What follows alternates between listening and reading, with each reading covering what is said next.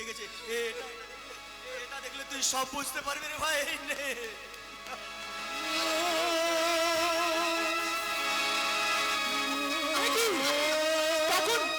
কাকুর 1 মাসের অন্তঃসত্ত্ব।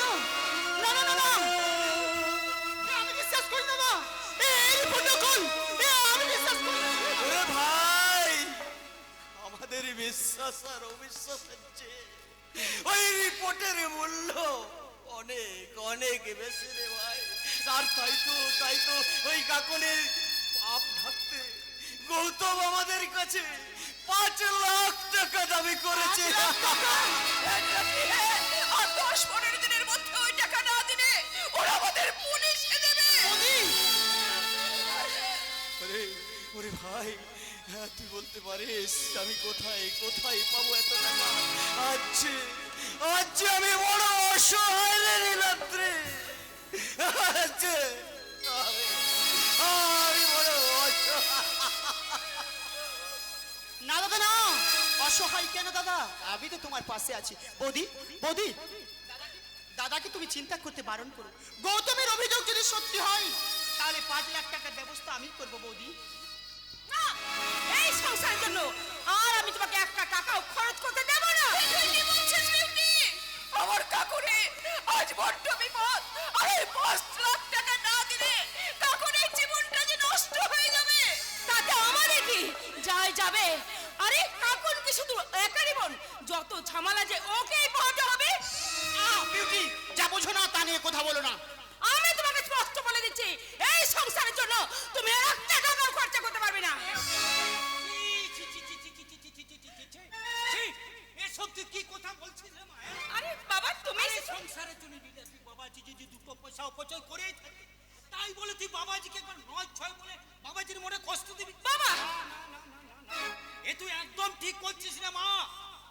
বাবা, ওরে মা, আমি বাঁকা বাকলি, আমি বাঁকা হয়ে চলে কিন্তু সোজা কথা বলি।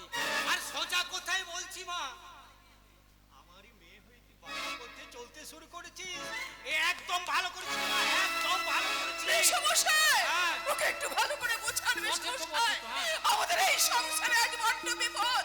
আর সবাই মিলে এক হয়ে যদি এই বিপদের মোকাবিলা না করি তাহলে এই সোনার সংসারটা শ্মশান হয়ে যাবে। স্বর্গ করতে গিয়ে আমি তোমার জীবনটা নরক করতে পারবো না। দাদা, নিজের হাতের গড়া সংসারটাকে আমি কিছুতেই শ্মশান হতে দেব না। আমার জীবনের সবটুকু সামর্থ্য দিয়ে এই সংসারকে আমি একেবারে স্বর্গ করে তুলবো বৌদি, স্বর্গ। কখনো না, এই সংসার স্বর্গ করতে গিয়ে তুমি আমার জীবনটা নরক করতে পারবে না, কখনোই না। আলবাত করবে, 100 বার করবে, 1000 বার করবে। 5 লাখ কেন 10 লাখ টাকা দেবে। আর তাতে তুই যদি পাঠাতে তুই আমার মোড়া মুখ দেখবি। তোর সাথে আমার সমস্ত সম্পর্ক ছিন্ন। ওরে মা, এত ভাবনা করছিস কেন? নীলাদ্রি বাবাজি তো আমরা ছোট ছেলে নয়, আর পয়সাটা নিয়ে জুয়ো খেয়েছে না। দেখ না বাবাজি আমার কি করে। তবে হ্যাঁ রে মা, কদিন আগে তুই বলছিলি না ওই বড় রাস্তার উপরে একটা জায়গা কিনে তোরা বাড়ি বানাবি, আর নীলাদ্রি বাবাজি সেই জায়গাটা তোর নামে কিনে দিবে। তো তেমন একটা জায়গার সন্ধান আমি পেয়েছি রে মা। আমার মাথা কি খারাপ হয়ে গেছে? হ্যাঁ বাবাজি, বোনকে সুখী করতে 5 লাখ টাকা দিতে পারবে, আর বউটাকে সুখী করতে আর 5 লাখ টাকা দিতে পারবে না, তাই কখনো হয়? কি বললেন? মোট কথা আমি তোমাকে বলে রাখছি, তোমার বোনের জন্য যদি 5 লাখ টাকা খরচ করো তাহলে আমার জন্য ওই 5 লাখ টাকা খরচ করে জমিটা তোমার কিনে দিতেই হবে। না, কাকুরের জীবন মরণ সমস্যা। যে মেয়ে পেটে বাচ্চা নিয়ে বিয়ের পিঠে বসে তার মরে যাই ভালো। তাহলে তো তোমারই আগে মরা উচিত ছিল বিউটি। তুমিও তো পেটে বাচ্চা নিয়ে বিয়ের পিড়িতে বসেছিলে। কে বলে যে আমি পেটে বাচ্চা নিয়ে বিয়ের পিড়িতে বসেছি?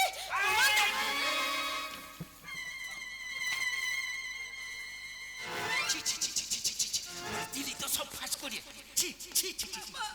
কি হলো, চুপ করে গেলে কেন? সেদিন কি সত্যি সত্যি অন্তঃসত্ত্বা ছিলে না মিথ্যে করে? কেউ না জানলেও আমি কিন্তু খুব ভালো করে জানি বিউটি, তোমার ওই পেটের বাচ্চাটা আমার নয়। তাই তুমিও তোমার বাবাকে বলো ওই কলঙ্ক ঢাকার জন্য 5 লাখ টাকা জোগাড় করে রাখতে। মনে রাখো বিউটি, 5 লাখ টাকা। এবার কি হবে বাবা? এবার কি হবে বাবা?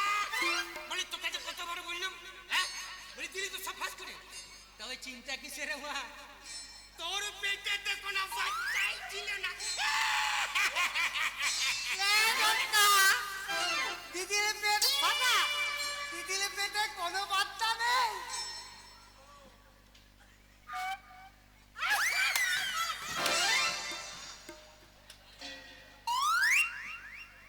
তাই কোথাটা আমি জামাই বাবু ধরে বলে আছি।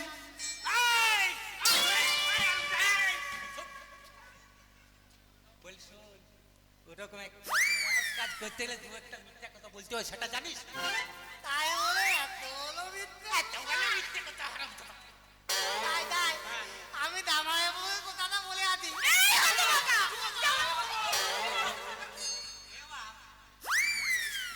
তোর জামাইবাবু শুনতে পেলে তোর দুদিন কি করবে জানিস? জানি তো, দিদির তুলমুদিতে ধরে পম্পং পম্পং করে ঘুরিয়ে ঘর থেকে বার করে দেবে।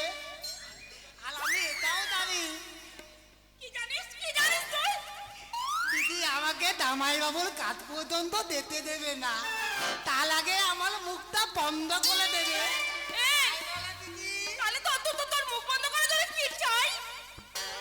আমাকে আমাকে একটা এত বড় মোবাইল ফোন কিনে দিতে হবে।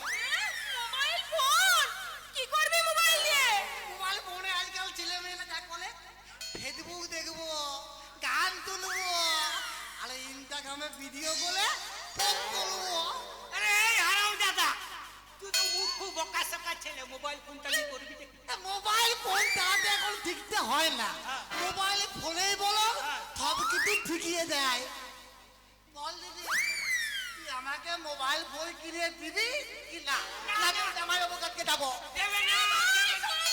তুই যাস নে ভাই, তুই যাস নে। আমি আজকেই তোকে একটা মোবাইল ফোন কিনে দেবো আজকে।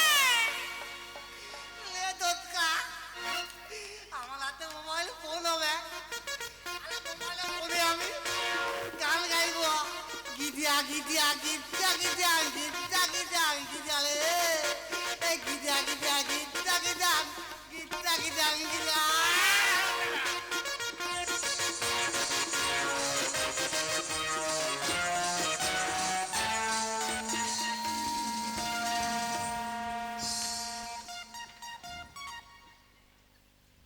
দোহাই দোহাই তোমার, হ্যাঁ আমি তোমাকে হাত জোর করে বলছি, তুমি আমাকে এখান থেকে নিয়ে চলো।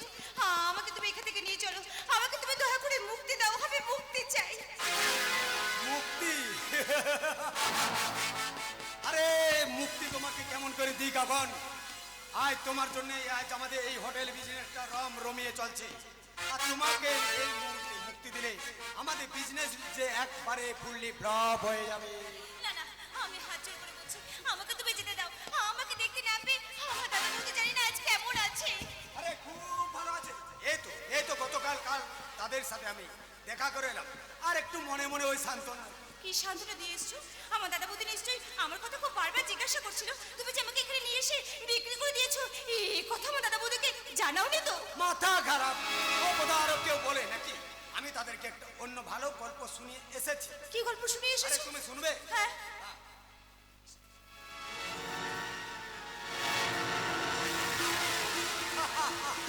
ছি, ছি, ছি। আমার মধ্যে কি মনুষ্যত্ব বলে কিছু নেই? না নাই, টাকার জন্য আমি নিজের মনুষ্যত্বকে মেরে বিবেকের ঘরে তালা দিয়ে দিয়েছি। টাকার জন্য আমি সব করতে পারি। কোথায় আছে না টাকা ধ্যান, টাকা জ্ঞান, টাকা চিন্তামণি, টাকা ছাড়া আমি যেন মণিহারা ফোনে।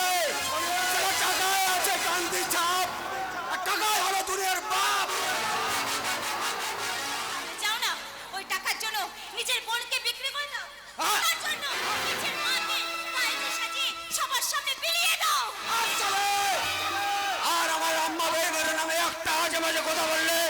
তোমার ওই গলা টিপে আমি শেষ করে দেব। আরে আরে আরে করছো কি উসমান? ওর গলাটা টিপে ধরলে ও হাঁপিয়ে উঠবে, আর ও হাঁপিয়ে উঠলে আমার কারবারে যে কেরোসিন পড়ে যাবে। আজকাল স্যার দেখছি ওর একটু শ্বাস বড্ড বেড়ে গেছে। সালি আমার আম্মা বেহিনের নামে আজ যে বাজে কথা বলছে।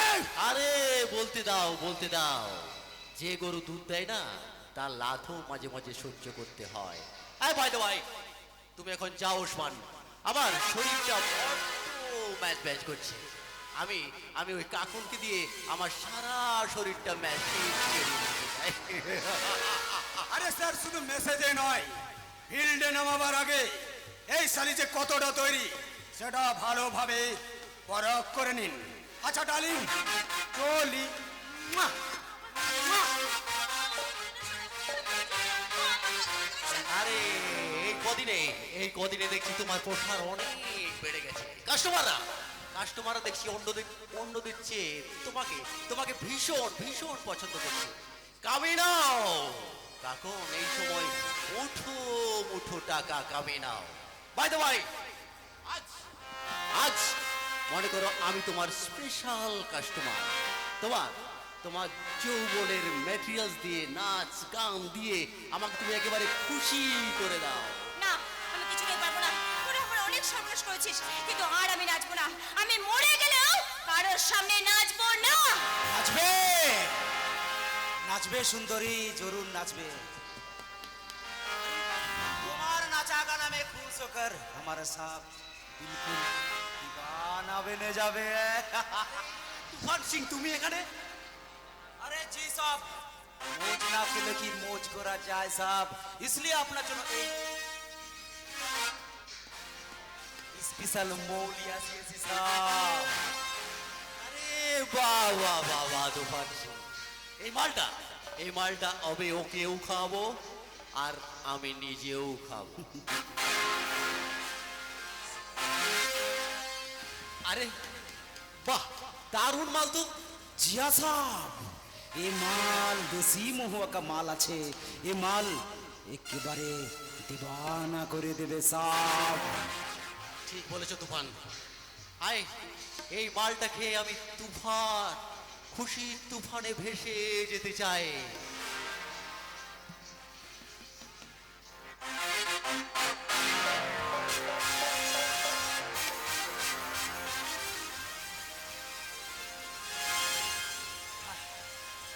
এবার এবার এবার তুমি এসো তো কাকুন,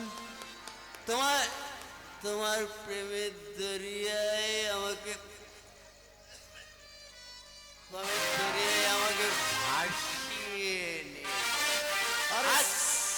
আজ সারাক্ষণ তোমায় अरे संभल के साहब, संभल के साहब, संभल के। ছাড়ো তুফান, তোমার এই মালটা না ভীষণ কোড়া চালা। একটুকুতে যেন বেশি নেশা হয়ে যায়। না সাহেব, আপনি দিন রাত এত কাম করেন, পরিশ্রম করেন, আপনি টায়ার্ড হয়ে গেছেন সাহেব, টায়ার্ড। তুমি ঠিক বলেছো তুফান, ঠিক বলেছো। আমি না ভীষণ আমার আজ বিশ্রামের প্রয়োজন, জানো তুফান, আমার আজ খুব বিশ্রামের প্রয়োজন। হ্যাঁ কাগন, তুমি কিন্তু কোথাও যাবে না। আমি একটু বিশ্রাম নেব।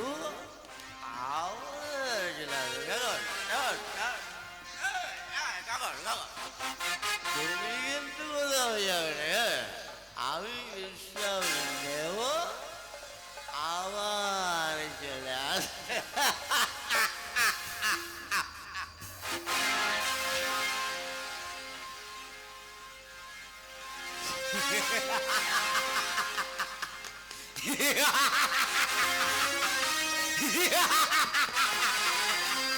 যাও जाओ लाड़ी साहब जाओ, अगले 5-6 घंटे तक तुम्हारा कोई हुश नहीं आएगा।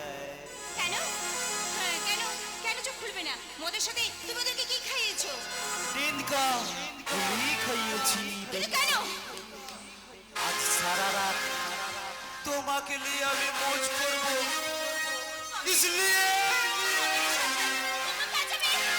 मुझको गलत ना समझना, मैं नहीं बादल वाला, दिल के दीवारों पे मैंने नाम लिखा है तुम्हारा, ओ दिल का प्यार किया है, दिल वालों की बाजीगर मैं बाजीगर, वालों का मैं बाजीगर मैं बाजीगर, वालों का मैं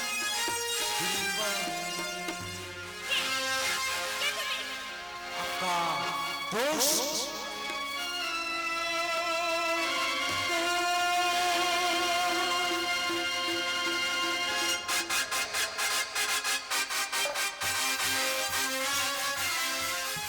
আর কত দূর, আর কত দূর, জাহান নামের পথ আর কত দূর। আমি যে এক জাহান নামের যাত্রী, তাই তো বিবেক মনুষ্যত্বকে খুন করে আমি জাহান নামের পথ খুঁজছি।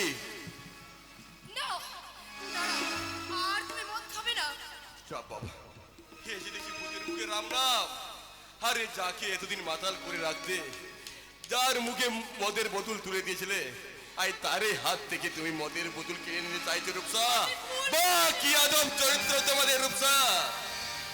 ভুল করেছিলাম, আমি ভুল করেছিলাম।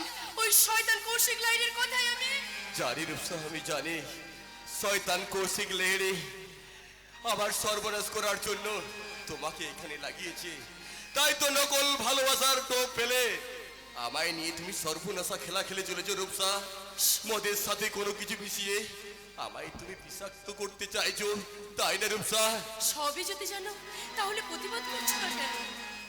প্রতিরোধ করার ক্ষমতাই যার নেই, প্রতিবাদ করে কি লাভ রূপসা? রোহন, আমি জানি আমাদের এই দত্ত ফ্যামিলিটাকে গ্রাহু এক গাছ করতে চলেছে ষড়যন্ত্রে, কালো মেঘে ঢাকা পড়েছে সংসার আকাশ। না না না, ভাই তোমার আর তুমি মদ খেও না। আমি তোমাকে কিছুতেই মদ খেতে দেবো না, কারণ আমি যে তোমার অনেক ক্ষতি করে ফেলেছি। তাই আমি তোমাকে কথা দিচ্ছি, তোমার সব ক্ষতি আমি পূরণ করে দেব, সব ক্ষতি পূরণ করে দেব। একটা কথা আছে না, বোকা লোকে ধোকা খায় আর চালাকে খায় পাল্টি।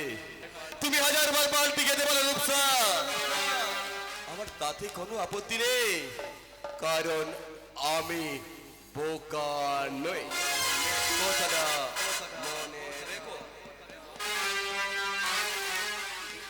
তুমি ঠিক বলেছ রোহন, বোকা তুমি নও, বোকা যে আমি। তাই তো ধোকা খেয়ে আজ আমি নিজের কাছে আমি হেরে গেছি, আমি যে ধোকা খেয়ে গেছি। ধোকা নয় ডার্লিং, তুমি একেবারে পাক্কা খেলোয়াড়ের মতো জায়গা ছেড়ে ফেলেছো। কি স্যার আপনি? আরে আবার স্যার কেন? আমাদের দুজনের হিরোয়ে যখন দুজনের নামটা লেখা হয়ে গেছে, তখন নাম ধরে আর আপত্তি কিসে, তাই না ডার্লিং? নাম ধরে?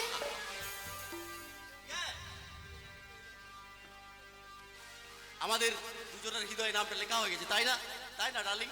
তাই এখন থেকে তুমি আমাকে নাম ধরে ডাকতে পারো, নাম ধরে।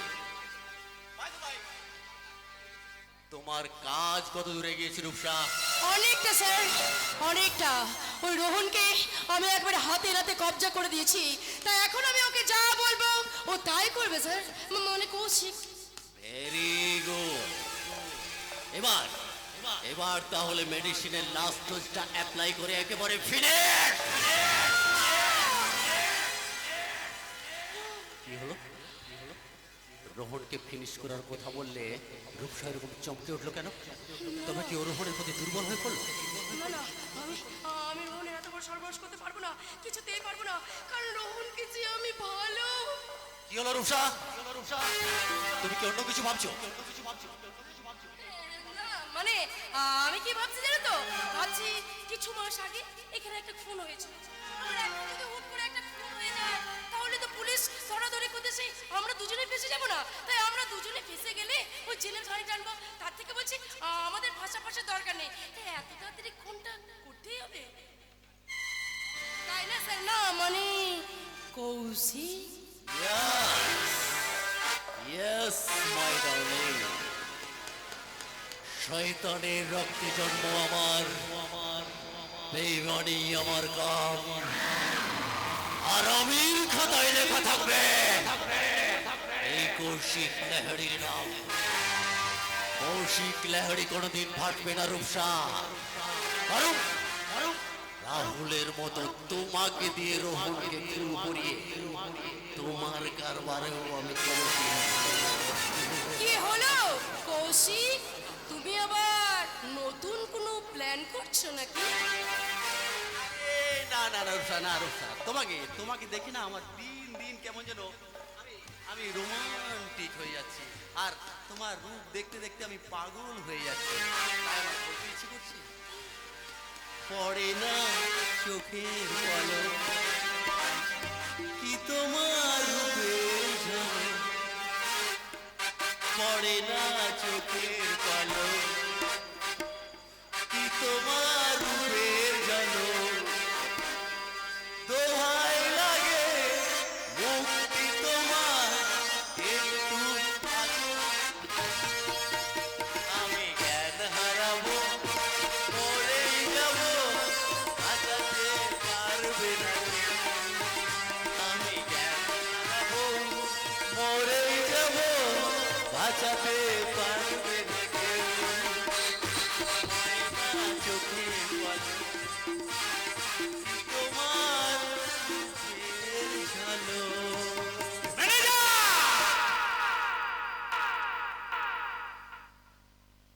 স্যার আপনি? আমি কি দেখলাম নিজের বোনকে তুমি? আরে আপনি ভুল দেখেছেন, ভুল। তোমার কি মাথা খারাপ যে আমার চোখে ছানি পড়েছে যে আমি ভুল দেখবো? না আপনি ভুল দেখেননি, তবে তবে আপনার ভাবনাটা ভুল। ভাবনাটা ভুল মানে? আপনারটা ভুল। আমরা আমরা মানে আমরা যাত্রা রিহার্সাল দিচ্ছিলাম।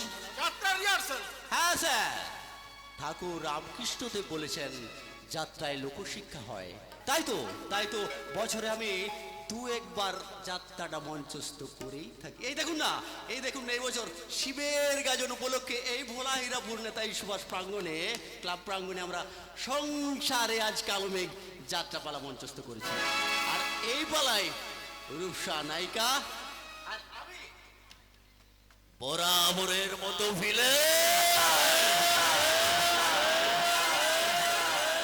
সময়ের অভাবে আমরা ঠিক মতো রিহার্সেলটা করতে পারি না, তাই আজ একটু সময় পেয়ে রিহার্সেলটা করে নিচ্ছিলাম না কি রে তবে একটা কথা কি বলছি কি দাদা, এবার না তুমি যেখানে সেখানে যখন খুশি তখন রিহার্সাল শুরু করে দিও না। আঙ্কেল কি ভাবছে বলে তো? বোনটা আমার ভীষণ লাজুক, বুঝলেন? বাই দ্য বাই, আমার ভিলেনের অভিনয়টা কেমন দেখলেন? মানে আমি ঠিকঠাক ভিলেনটা করতে পারবো তো? নিশ্চয়ই পারবে ম্যানেজার। তুমি তো অলরেডি ভিলেন সেজে বসে আছো ম্যানেজার। তোমাকে আরো আমাকে নজরে রাখতে হবে। কি হলো? মালটা গুম হয়ে গেল কেন? যাক, আমি আপাতত ওর কারবারে কেরোসিন ঢালার ব্যবস্থাটা শুরু করে দিই। এক্সকিউজ মি স্যার, অনেকদিন থেকেই আপনাকে একটা কথা বলবো ভাবছিলাম, কিছুতে আর সাহস করছিল না। তুমি আমার কোম্পানির ম্যানেজার, কাজে যে কোনো সময় যে কোনো কথা তুমি বলতে পারো। হ্যাঁ বলো, কি বলতে চাও? মানে স্যার বলতে চাইছি, আপনি বর্তমানে এই কোম্পানির অঘোষিত একমাত্র মালিক হলেও কাগজ কিন্তু অন্য কথা বলছে স্যার। আপনার ভাইপোর নামে এখনো এই কোম্পানির অর্ধেকটা অংশ রয়ে গেছে। তাই রাহুল যদি কোনোদিন ফিরে এসে তার অর্ধেকটা অংশ দাবি করে, তখন কিন্তু আপনি প্রবলেমে পড়ে যাবেন স্যার। আরে রাহুল এসে কি দাবি করবে? সে বেঁচে আছে কিনা তার তো ঠিক নেই। তবুও তো সাবধানের মান নেই স্যার। ধরুন কোনোভাবে বেঁচে গিয়ে আবার তার অংশ দাবি করলো, তাই বলছিলাম কি স্যার, আসুন না আমরা দুজনে ওই রাহুলের নামের অর্ধেকটা অংশ 50-50 শেয়ার করে নিই। অসম্ভব, অসম্ভব, রাহুল আমার ভাইপো, কাজে তার অবর্তমানে তার যে কোনো সম্পত্তি বা শেয়ারের অংশ আইনত অধিকার আমারই। আর সেটা খাবো না, আমি তোমায় দিতে যাব কেন? এই দেখুন স্যার, আপনাকে পুরো প্রপার্টিটা পাইয়ে দিতে আমি এত কিছু করলাম, সেটা আপনি ভুলে গেলেন? ভুলিনি ম্যানেজার, সেদিনের সেই নির্মম ঘটনাটা আজও আমি বিন্দুমাত্র ভুলিনি। নিজে বাঁচার জন্য তোমাকে আমি সাপোর্ট করলেও সেই অপরাধ বোধ আজ আমায় কুড়ে কুড়ে খাচ্ছে। আর এসব হয়েছে শুধু তোমার জন্য। তুমি যদি সেই ওই বৌদিকে খুন না করতে। এক্সকিউজ মি স্যার, আমি আবার কখন আপনার বৌদিকে খুন করতে গেলাম? বলো কি ম্যানেজার, হ্যাঁ তুমি খুন করনি? কখনই না। আপনার পরিবারের সঙ্গে আমার কি মন শত্রুতা আছে যে খামোকা আমি আপনার বৌদিকে খুন করতে যাব? তবে তবে যে খুনটা করেছে তার প্রমাণ কিন্তু আমার মোবাইলে রাখা আছে। কে কে কে কে কে কে কে খুন করেছে? দেখুন দেখুন দেখুন, এই ছবিটা দেখলে বুঝতে পারবেন। একই শয়তান আমাকে বলে তুমি বৌদিকে ছবি তুলে এই ছবি তুলে নিয়েছো। বলছো এই ছবি বলছো বলছি। এই এমন ইম্পর্টেন্ট ছবিগুলো মুছে দেবার মতো এত বড় ইডিয়েট আমি নই স্যার।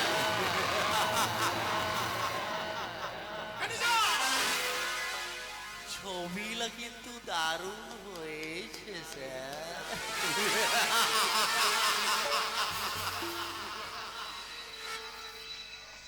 শয়তান কৌশিক ওকে আমি ছাড়বো না রাস্কেল। নিজের খুনের দায় আমার উপরে চাপিয়ে রেহাই পাবি ভাবছিস? না রে বেঈমান না, খুনের দায়ে যদি আমাকে জেলে যেতে হয় তোকে সঙ্গে নিয়ে আমি ওই জেলে যাব।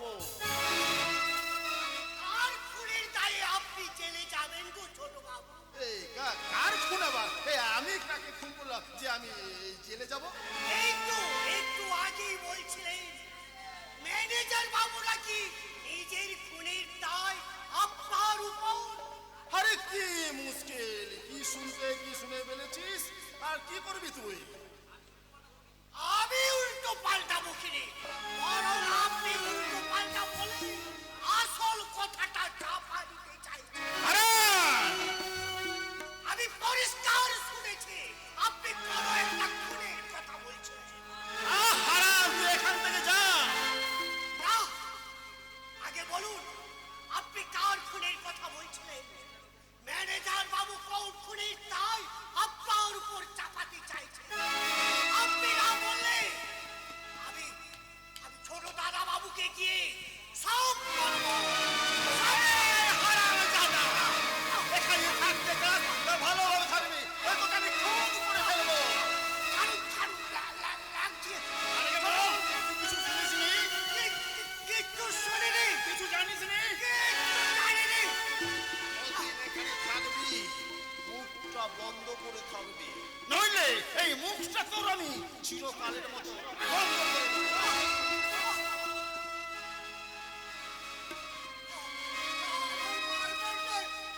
ছোট বাবু, আমি কিচ্ছু শুনিনি, আমি কিচ্ছু জানি না। আমায় বাঁচতে দিন ছোট বাবু।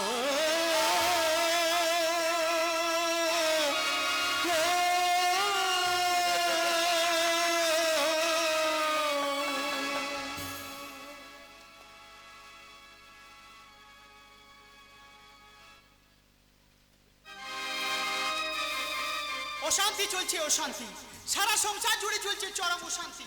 বৌদি নাকি ওকে মেনে নিচ্ছে না। ও আমি ভেবে পাচ্ছি না আমি কার কথা বিশ্বাস করব। কাল কথা বিত্যাত করবে, তুমি তোমার বইয়ের কথাই বিত্যাত করো। যে বইয়ের কথা বিত্যাত করলে না যে অর্ধেক কাপুরুত। প্লিজ তুমি চুপ করো। তোমার এই বাড়িতে আসার জন্য আমার কোনো আপত্তি নেই। আমি শুধু জানতে চেয়েছিলাম এই সময় তুমি কেন এখানে এসেছো? কোনো কি বিশেষ দরকার আছে? আছে তো, দরকার না থাকলে কি এখানে আতি? কি দরকার আছে? পালাতে আমি মুখ দেখাতে পারি না। রাতটায় বেরোলে আমাকে দেখে ফেলে মেলে তিতকালি মালে। কেন কেন? সবাই বলে তোর জামাইবাবু নাকি মস্ত বড় কোম্পানিতে মোটা টাকার টাকলি করে, আর তুই কিনা এই তোরটা জামা প্যান্ট পরে ঘুরে বেড়াচ্ছিস। দামি দামি জামা প্যান্ট পরে ঘুরতে পারিস না। দামি দামি জামা প্যান্ট? তবে আমিও ওদেরকে বলে দিয়েছি। কি বলেছো? বলেছি আমার জামাইবাবু জাতা লোক লাগি, আমি যদি চাই আমার জামাইবাবু আমাকে 5,000 টাকার জামা প্যান্ট কিনে দেবে। 5,000 টাকার দামি জামা প্যান্ট? হ্যাঁ, আর ওই টাকাটা নিতেই তো আমি এখানে এসেছি। সম্ভব, আমি তোমাকে কোনো টাকা দিতে পারবো না, তুমি যাও। এই ভালো, লে ধোসকা, টাকা তাহলে তুমি দেবে না? তাহলে আমি দিদির কাছে যাই। দিদিলে, এ দিদিলে, জামাই বাবু তোর নামে কি উল্টা পাল্টা বলতেলে? দিদিলে,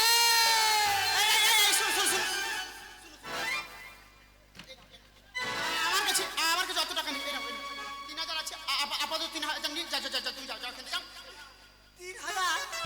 ঠিক আছে, বাকি 2,000 টাকা তোমার কাছে থাক, আমি সময় মতো বলে এসে নিয়ে যাবো। ঠিক আছে? 1,000, 2,000, 3,000। বাহ, 3,000 টাকা পাইছি বাবা। তাই এই শনিগুলো যে কবে আমার খাট থেকে নামবে কে জানি। এদের জন্য দেখছি আমাকে পথে নামতে হবে, পথে।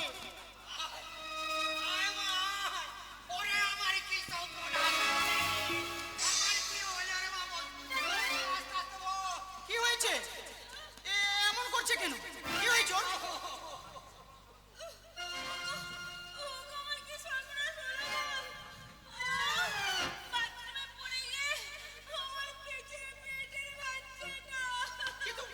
কিন্তু এমন অঘটন ঘটলো কি করে?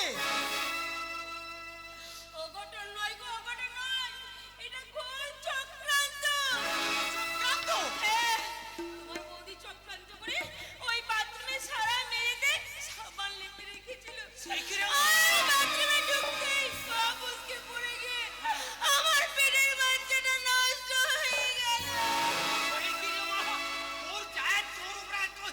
অসম্ভব, আমার বৌদি এমন কাজ করতেই পারে না।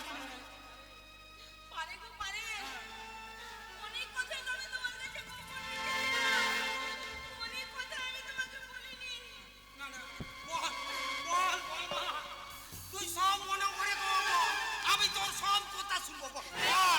সব কথাই আমি বলবো বাবা, সব কথাই বলবো। এই যে কিছুদিন আগে এই রান্নাঘরে গ্যাস সিলিন্ডার নবটা না খোলা ছিল। হ্যাঁ, ওই তোমার বৌদি ইচ্ছা করে গ্যাসটা খুলে রেখেছিল, জানো তো? জানে আমি যখন রান্নাঘরে গিয়ে রান্না করতে যাব, ওই গ্যাসটা জ্বালবো, তখন গোটা ঘরে আগুন ধরে গিয়ে আমি পুরো মরে যাব।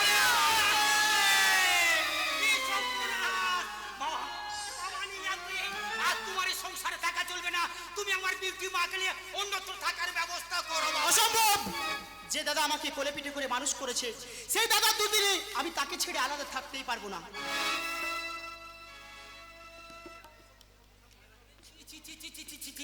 বলে অত সব পুরনো কথা কি মনে রাখলে চলে বাবাজি? আজকাল ছেলেগুলো তার বাচ্চাকে দেখে নে, আর দাদা তখন ছাড়। কিন্তু আমি একটা কথা কিছুতেই ভেবে পাচ্ছি না, বৌদি বিউটির সাথে এমন আচরণ করছে কেন? হিংসায়? হ্যাঁ বাবাজি, ওই যে কাকনের অন্তঃসত্ত্বার খবরটা ফলাও করে তোমার দাদা বৌদি যে তোমার কাছ থেকে 5 লাখ টাকা গেলে নেওয়ার মতন পেটেছিল, সেটা কাকন বুঝতে পেরেছিল বলেই তো কাকনের উপর তোমার বৌদির এত রাগ। আপনার মাথা কি খারাপ হয়ে গেছে? কি আজে বাজে কথা বলছেন? বাজে কথা নয় বাবাজি, আজে বাজে কথা নয়।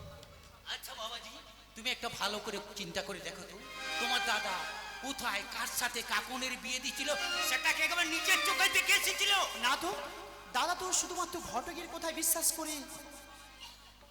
ঘটক নয় বাবাজি, ঘটক নয়, সেটা ছিল মেয়ে বাঁচার চোখের দালাল। আর সেই দালালের সাথে তোমার দাদা কাকনকে বিক্রি করে দিয়েছে। মিথ্যে কথা, এ আমি বিশ্বাস করি না। দাদা কাকনকে নিজে মেয়ের মতো ভালোবাসে, আর সেই মেয়ের মতো কাকনকে দাদা এতটা নিষ্ঠুর না পাচ্ছি না, কিন্তু কিন্তু সব কিছু না জেনে শুনে তাড়াহুড়ো করে কাকুনের বিয়েটা দিয়ে দিল কেন? তবে কি এর মধ্যে সত্যিই কোনো রহস্য? আমি আমি ভেবে পাচ্ছি না, আমি কার কথা বিশ্বাস করব? ওরে মা, নীলাদ্রি বাবাজির মনের মধ্যে সাইক্লোনের ঝড় তৈরি হয়েছে। ওর মনটা পেন্ডুলামের মতো একবার এদিকে একবার ওদিকে, একবার এদিকে একবার ওদিকে তুলছে। এই সুযোগে চেপে ধর, চেপে ধর, চেপে ধর। বাবা তুমি না, সকলেই তোমারই ইচ্ছা, ইচ্ছাময়ী তারা তুমি। তোমার কর্ম তুমি করো মা, লোকে বলে আমি করি। সকলেই তোমারই ইচ্ছা, ইচ্ছাময়ী তারা তুমি। তোমার কর্ম তুমি করো মা, লোকে বলে আমি করি। লোকে বল আমি